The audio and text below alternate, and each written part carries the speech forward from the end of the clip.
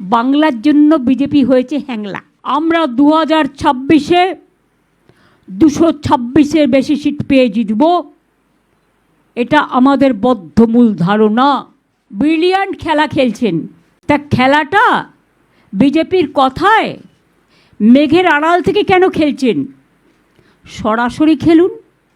আমি বিজেপি পার্টিকে বলবো, এত ভয় পাচ্ছেন কেন? মাননীয় প্রধানমন্ত্রী, আপনার যদি গণতন্ত্রের প্রতি ভরসা থাকে তাহলে বাংলাকে এভাবে টার্গেট করছেন কেন? আমি তাদের শ্রদ্ধা করি যারা পুরনো আরএসএস, এখনকার যারা এসছে এরা তো 10 স্টার আরএসএস। এজেন্সিদের দিয়ে কলকাঠি না নাড়িয়ে, লক্ষ লক্ষ বাইরের লোক না নিয়ে এসে, এখানে গ্যাসের সংকট না করে, পেট্রোলের সংকট না করে, স্কুলগুলোর সংকট না করে লড়াইটা আসুন না। আগামী দিনেও বিজেপির কোনো সম্ভাবনাই নেই। আগে যা সিট পেয়েছিল তার থেকে তলানিতে নামবে। এখনও তো নোটিফিকেশন হয়নি, তো এবার যদি ডিজাস্টার হয় কে দেখবে বলুন? যে চিফ সেক্রেটারি জানতো পরিস্থিতিটা, কোন রাজ্যে কোন জেলায় কি হলে কি হতে পারে, জলের সংকট হলে কে দেখবে? সব দায়িত্ব নির্বাচন কমিশন আর বিজেপিকে নিতে হবে। যেটা আমি পড়ে আছি, এটাই আমাদের পার্টির চিহ্ন, এবং এটা মানে হচ্ছে ভিক্টরি।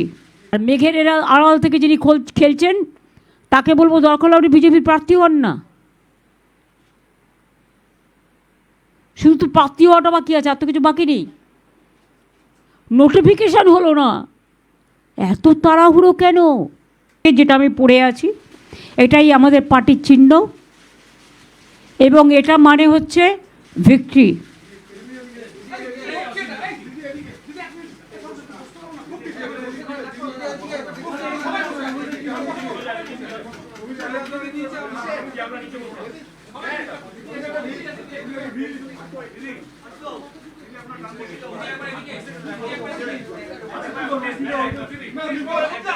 আমি আপনাদের সকলকে বলবো,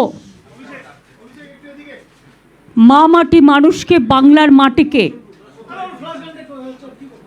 বাংলার সংস্কৃতিকে, বাংলার অস্মিতাকে, সমস্ত সমাজ,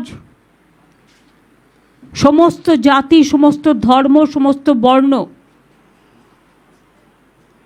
সমস্ত জগৎ, সকলকে সম্মান জানিয়ে, শুভনন্দন জানিয়ে আমরা আমাদের কর্মসূচি, আজকে আমাদের 294টা কেন্দ্রের বিধানসভার প্রার্থী লিস্ট, তৃণমূল কংগ্রেসের জোড়া ফুলের লিস্ট আমরা অল ইন্ডিয়া তৃণমূল কংগ্রেসের ঘোষণা করতে যাচ্ছি।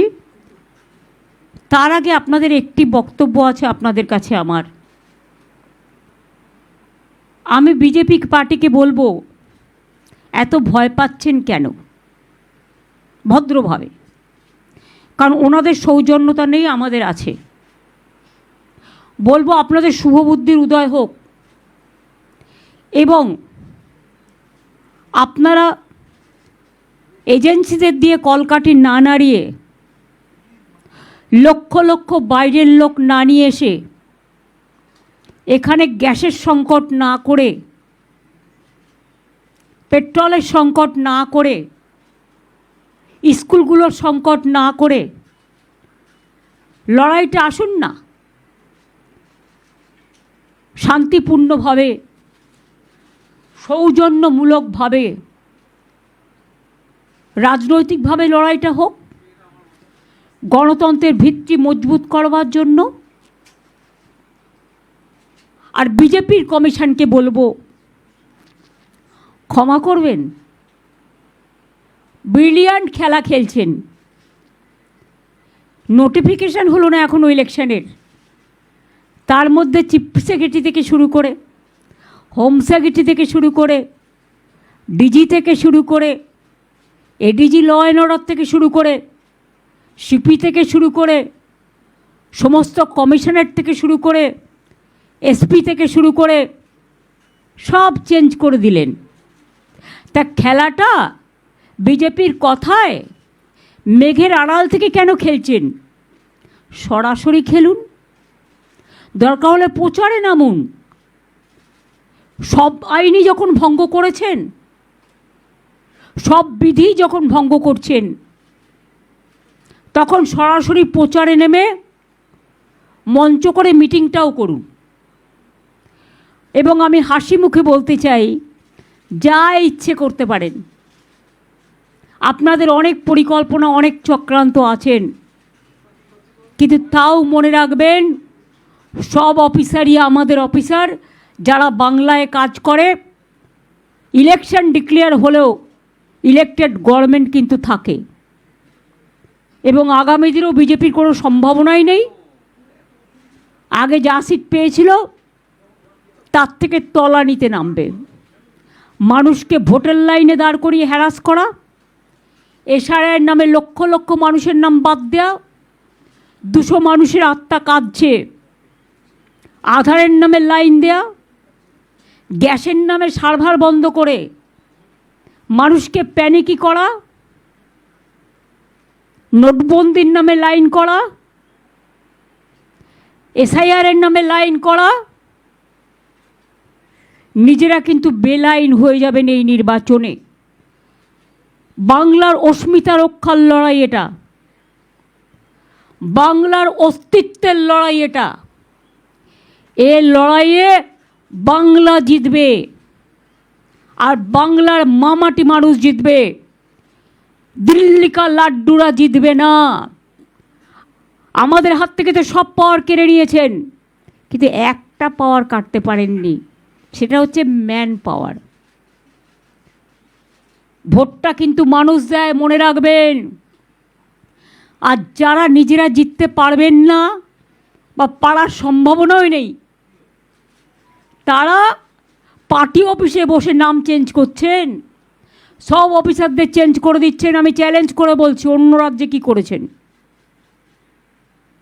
এখনও তো নোটিফিকেশন হয়নি। তো এবার যদি ডিজাস্টার হয়, কে দেখবে বলুন? যে চিফ সেক্রেটারি জানতো পরিস্থিতিটা, কোন রাজ্যে কোন জেলায় কি হলে কি হতে পারে, জলের সংকট হলে কে দেখবে? সব দায়িত্ব নির্বাচন কমিশন আর বিজেপিকে নিতে হবে।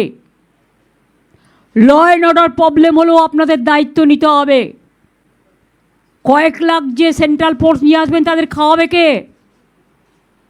স্কুলগুলোয় পড়াশোনা তো বন্ধ হয়ে যাবে। তাদের যদি সব গ্যাস চলে যায় গ্যাস দিতে, আমি তাদের ডিসরেসপেক্ট করি না, তাহলে আমাদের লোকেরা গ্যাস পাবে কোথায়? লক্ষ লক্ষ বাইরের লোককে নিয়ে এসে কেন এদের চেঞ্জ করলেন? তার কারণ, টাকা সাপ্লাই করবেন এরা, আপনাদের মদত দেবে কেউ কেউ। আম সাপ্লাই করবেন, তাই কারা আপনাকে মদত দেবে? তাই চুনচুনকে লিয়া। আমি প্রাইম মিনিস্টারের কথার উত্তরে বলছি, মাননীয় প্রধানমন্ত্রী, আপনার যদি গণতন্ত্রের প্রতি ভরসা থাকে, তাহলে বাংলাকে এভাবে টার্গেট করছেন কেন? আর যত বাংলাকে টার্গেট করবেন, বাংলার মানুষ তত প্রত্যাঘাত করবে আপনাদের। মাথায় রাখবেন, সব বাঙালি অফিসারদের বাদ দিয়ে দিয়েছেন, সাথে আমার নন বেঙ্গলি ভাই বোনেরা দক্ষ অফিসার, বিনীত গোয়েলের মতো মানুষকে, পারভিনের মতো মানুষকে, মুরলির মতো মানুষকে, সুনীলের মতো মানুষকে, এরকম অনেক এসপি সহ, যারা এলাকায় দুর্গাপুজো শান্তিতে করে, কালী পুজো শান্তিতে করে, ঈদ শান্তিতে করে। কেন দাঙ্গা লাগার কোনো অভিপ্রায় আছে নাকি? ঈদের আগে কেন সরালেন এদের সবাইকে? কাকে চেনে যাদের করাচ্ছেন? তারা যদি ভালো করে কাজ করে, আমি ফুল কোঅপারেশন করব। কিন্তু মনে রাখবেন, জীবনে অভিজ্ঞতার একটা দাম আছে। একটা টিভি চ্যানেল বা সংবাদ মাধ্যমে যদি এডিটর চলে যায়, তাহলে তার কোম্পানিটাকে সাফার করতে হয়। আর আপনারা সুপার পাওয়ার, সুপার এমার্জেন্সি চালু করে গত 4 মাস ধরে গভর্নমেন্টটাকে দখল করে রেখেছেন। তা সত্ত্বেও সৌজন্যতার খাতিরে কিছু বলিনি। সুপ্রিম কোর্টের নির্দেশ থাকা সত্ত্বেও এখনও সাপ্লিমেন্টারি লিস্ট বের করেননি। ট্রিব্যুনাল কবে গঠন হবে? আমরা আশা রাখি বিচার ব্যবস্থা যেটা বলেছেন সেটা অক্ষুণ্ণ থাকবে এবং মানুষের ভোটাধিকার থাকবে। কেসটা কিন্তু এখনও পেন্ডিং আছে, মাথায় রাখবেন। এবং মানুষের জন্য কেসটা আমিই করেছিলাম। ওদের আরএসএসের কিছু লোক এসছে, আমি তাদের শ্রদ্ধা করি যারা পুরনো আরএসএস। এখনকার যারা এসছে এরা তো 10 স্টার আরএসএস। এরা বসে বসে হরিয়ানা থেকে লোক নিয়ে এসছে, পিক অ্যান্ড চুজ। হরিয়ানাকে সামাল দিতে পারছে? হরিয়ানা থেকে লোক নিয়ে আসছে।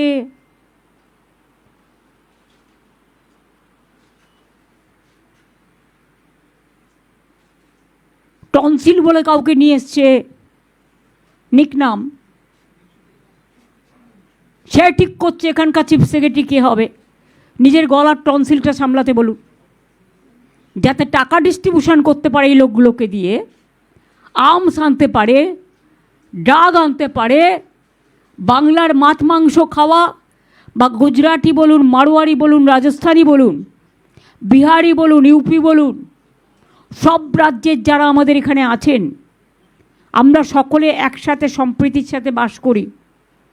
তাদের মধ্যে দাঙ্গা লাগিয়ে দেওয়া, বিভেদ লাগিয়ে দেওয়া, এটা হচ্ছে ওদের প্ল্যান।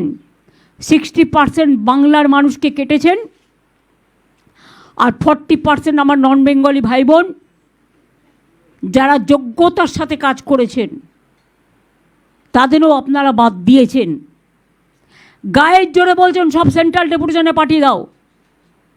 আগে তো অনেককে তুলেছেন, সবাই চলে গেলে রাজ্যে জলটাকে দেখবে, পাওয়ারটাকে দেখবে। লোডশেডিং হলে আমরা তো এতদিন করতে দিইনি। এখন কোনো রকম কোনো ঘটনা ঘটলে প্লিজ দয়া করে আমাকে কেউ দোষ দেবেন না। টুটি চিপে ধরবেন বিজেপির রাজনৈতিক টুটি। এবং মেঘের আড়াল থেকে যিনি খেলছেন,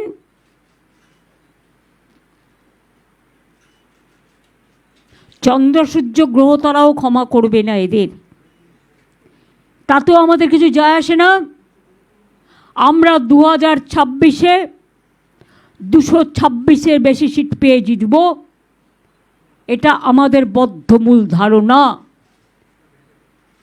boycott for BJP, no vote for BJP. অন্যান্য রাজনৈতিক দলও যারা আছেন তাদের কাছে আমার আবেদন থাকবে, vote for Bangla, vote for মামাটি মানুষ, vote for Trinamool Congress, vote for জোড়া ফুল। আর বিজেপি দেখবে চোখে সর্ষের ফুল। বিজেপি ইলেকশনের পরে পিঠে পোস্টার লাগিয়ে ঘুরবে, আমি বিজেপি করি না, আমি বিজেপি করি না, আমি বিজেপি করি না। আর এখানকার ইলেকশন হলে সারা ভারতবর্ষ বিজেপির বিরুদ্ধে কি করতে হয় সেটা আমি আমার সাধ্য মতো করব, সব রাজ্যে রাজ্যে যাব। এবং আমি জানি গণ আন্দোলন কী করতে হয়, করব। আর মেঘের এরা আড়াল থেকে যিনি খেলছেন তাকে বলবো দরকার হলে আপনি বিজেপির প্রার্থী হন না। শুধু তো প্রার্থী হওয়াটা বাকি আছে, আর তো কিছু বাকি নেই। নোটিফিকেশান হলো না, এত তাড়াহুড়ো কেন? ওই যে দেবগৌড়াজির কথাটা আমার মনে পড়ে, যখন ওনার বিরুদ্ধে নো কনফিডেন্স আনা হয়েছিল হাউসে, উনি বলেছিলেন why you are so hungry. আমিও আজকে তাই বলছি, বাংলার জন্য বিজেপি হয়েছে হ্যাংলা, এটা বাংলার চলতি কথা। কাজে এই কথাটুকু বলে বাংলার প্রতি যে অসম্মান, অর্থনীতিতে অসম্মান, রাজনীতিতে অসম্মান, গণতন্ত্রে অসম্মান, সংস্কৃতিতে অসম্মান, সম্প্রীতিতে অসম্মান, আমাদের মনীষীদের অপমান, এর জবাব আগামী দিন বাংলার মানুষকে দেওয়ার জন্য আমি স্বনির্বদ্ধভাবে অনুরোধ জানাচ্ছি।